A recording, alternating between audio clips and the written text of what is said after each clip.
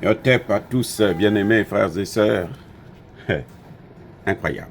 Bon, vous voyez, on nous dit que les soldats nord-coréens sont allés en Russie pour combattre aux côtés des soldats russes en Ukraine. Soit, on parle déjà de 3000 soldats qui sont déjà sur le terrain, notamment en Russie. On parle encore on dit que ce sera au total d'autres. Les États-Unis disent 10 000 qui vont y aller. Les autres pays, la Corée du Sud dit que c'est 12 000. Zelensky lui-même, il dit que c'est 12 000. Bon, je ne sais pas celui qui a vu les accords que la Russie a dû signer avec la Corée du Nord, qui dit vrai, qui dit faux. Bon, nous restons dans l'hypothèse où c'est vrai. Dans l'hypothèse où c'est vrai. Première question. Que vient faire la Corée du Sud dans cette affaire? Quel est le problème de la Corée du Sud dans une situation qui concerne l'Ukraine, la Corée du Nord et la Russie? Quel est le rôle que joue la Corée du Sud? Donc la Corée du Sud aussi devient le gendarme du monde, ou parce que la Corée du Sud est soutenue par les États-Unis, donc elle peut se permettre de donner des leçons à la Russie, à la Corée du Nord et à d'autres pays du monde. Vous voyez comment ce pays se fait manipuler. Là, nous parlons d'abord du rôle de la Corée du Sud. Elle a quoi à voir si la Corée du Nord coopère avec la Russie, même si c'est dans la guerre en Ukraine. Quand cette guerre s'est déclenchée, qu'est-ce qu'elle a fait? Et vous savez quoi? En fait, le problème de la Corée du Sud, c'est que les Nord-Coréens qui sont en train de partir là, ce n'est pas pour aller combattre. En réalité, ce n'est pas pour aller combattre. Ils peuvent participer au combat, oui, parce que probablement ils vont être affectés dans la zone de Kursk. Mais ils viennent là, c'est pour prendre une expérience militaire professionnelle. Savoir se préparer, comment il faut faire pour organiser. Parce qu'ils vont même envoyer des généraux. Hein. Ah, vous croyez aussi que c'est des généraux qui manquent en Russie? Non, ils vont envoyer des généraux. Mais ces généraux-là viennent, c'est pour voir comment ça commande. Parce qu'on sait que la Russie a déjà gagné la guerre. Donc, eux, ils veulent voir, ils veulent participer. C'est pour ça, pour qu'eux aussi pourront former les leurs et puis se préparer à une éventuelle guerre contre la Corée du Sud. Voilà la vraie inquiétude. Voilà la vraie inquiétude de la Corée du Sud. Parce que, attendez, les États-Unis font des exercices militaires avec la Corée du Sud tout le temps. D'ailleurs, les États-Unis ont des bases militaires en Corée du Sud. Mais la Russie n'a pas de base militaire en Corée du Nord. Ils n'ont jamais organisé des exercices militaires en commun. La Corée du Nord se bat pratiquement seule. C'est vrai qu'ils essaient de la soutenir, hein, la Russie et la Chine, mais en fait, ils se battent seuls. Tandis que la Corée du Sud a toujours eu tous les pays de l'OTAN. Maintenant, concernant l'Ukraine, comment l'Ukraine peut se permettre d'avoir peur de 3 000 ou 12 000 soldats en plus? Puisqu'elle dit qu'elle les tue tous. Les Russes, là, on les tue comme des poulets.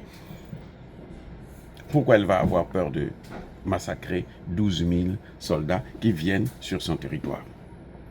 Elle est tellement forte, tout le monde en parle, sur LCI, les généraux français vont vous dire que non, mais la Corée, l'Ukraine est en train de massacrer les Russes. Eh oui, c'est ce qu'ils disent. Moi, c'est ce que je suis. Ça, c'est un premier fait. Deuxième fait, mais l'Ukraine est en train de combattre à des alliés. Ce n'est un secret pour personne que ceux qui envoient, qui aident l'Ukraine à tirer en profondeur, ce sont des mercenaires otaniens. Donc vous avez Américains, Canadiens, Anglais, Français, Allemands et autres qui sont là. Quand ils frappent en profondeur, puisqu'il faut avoir un système satellitaire, des informations spécifiques que seuls les Américains possèdent. On a vu que même pour attaquer l'Iran, l'État hébreu a eu besoin de l'aide des Américains.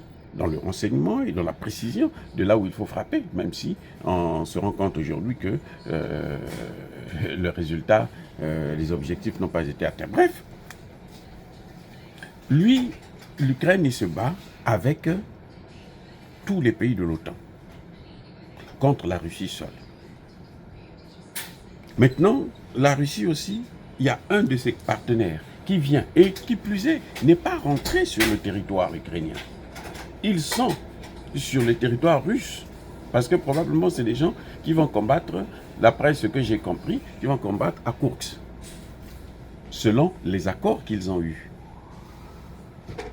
Voilà. Donc, pourquoi ils ont occupé une partie du territoire russe? Ils sont forts. Ils ont dit qu'ils vont le garder.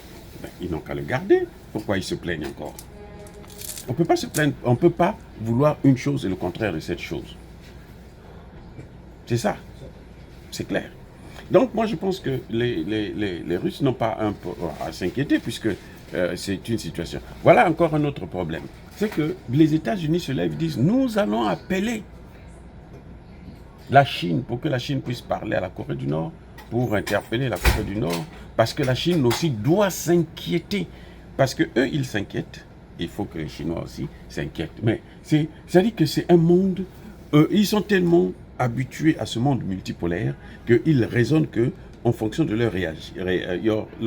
la hiérarchie. Ils raisonnent en fonction d'un système multipolaire qu'ils ont mis en place. Ils raisonnent unipolarité. Je ne sais pas, unipolarité. C'est incroyable. Pourquoi les États-Unis ne peuvent pas parler à la Corée du Nord? Pour lui dire, bon, écoute, ça, ce que tu fais là, nous, on n'est pas d'accord. Est-ce qu'on ne peut pas coopérer avec la Corée du Nord? Pourquoi ils ne veulent pas le faire?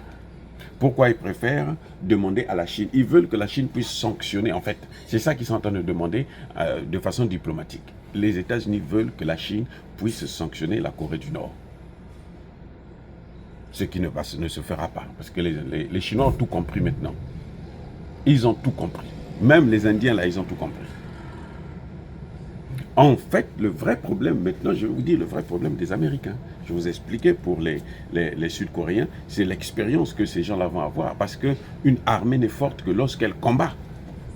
Vous pouvez avoir toutes les armes du monde, là. Mais si vous ne vous exercez pas dans le combat réel, pas les petits exercices, là, le combat réel, vous n'êtes pas une armée. C'est pour ça d'ailleurs que vous voyez la Russie, quand elle a commencé les combats, ce n'était pas la même intensité. Et maintenant, la Russie maîtrise la situation complètement parce qu'elle est dans le combat et elle a des cerveaux. Et c'est ça que cette expérience-là, que la Corée du Nord n'a pas. Les États-Unis, même les États-Unis, la France, les pays européens, ils n'ont pas cette expérience puisque eux, ils viennent seulement pour combattre des faibles. Vous venez en Russie, plutôt en Libye. La Libye n'a plus d'armes nucléaires, n'a pas de défense. Vous venez, vous détruisez tout l'arsenal militaire, l'aviation de ce pays, et puis vous faites tout ce que vous voulez, vous dites que non, nous on a gagné la guerre. L'Irak c'est pareil, l'Afghanistan c'est pareil. C'est pour ça d'ailleurs que ça se termine toujours mal. Très mal, ils sont obligés de fuir. Même le Soudan, ils sont allés faire la guerre.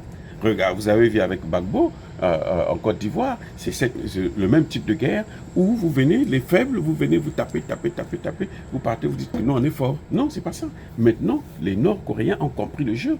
Parce qu'il ne suffit pas de fabriquer des armes. Il faut maintenant les mettre en pratique, les utiliser dans une guerre réelle. C'est ça que les Nord-Coréens sont venus chercher. Maintenant, pour les Américains, leur inquiétude, c'est qu'on a mis un pays sous embargo. On a isolé un pays. On a fait d'un homme un paria.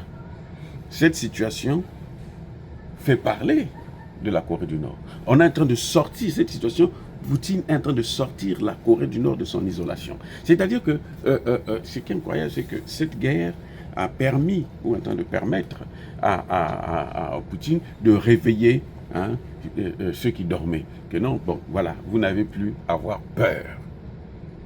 Voilà. Vous n'avez plus à avoir peur. Vous voyez maintenant, l'Iran peut dire, moi je n'écoute pas ce que disent les Américains, moi je veux riposter. Et rien ne lui arrivera, personne ne fera quoi que ce soit. Parce que maintenant, on est dans un autre système, où il n'y a plus un pays qui doit donner des ordres. Et c'est ça le vrai problème des États-Unis. Ça sort ce pays-là de son isolation. Ça, c'est la vraie clé.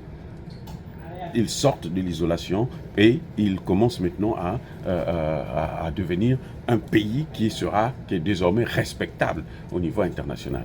Voilà ce qui est en train de se passer. Ce sont les sanctions là qui sont en train de s'annuler. Parce que, en fait, les BRICS sont en train d'annuler toutes les sanctions que les États-Unis ont infligées à tous les pays du monde. Soyez bénis.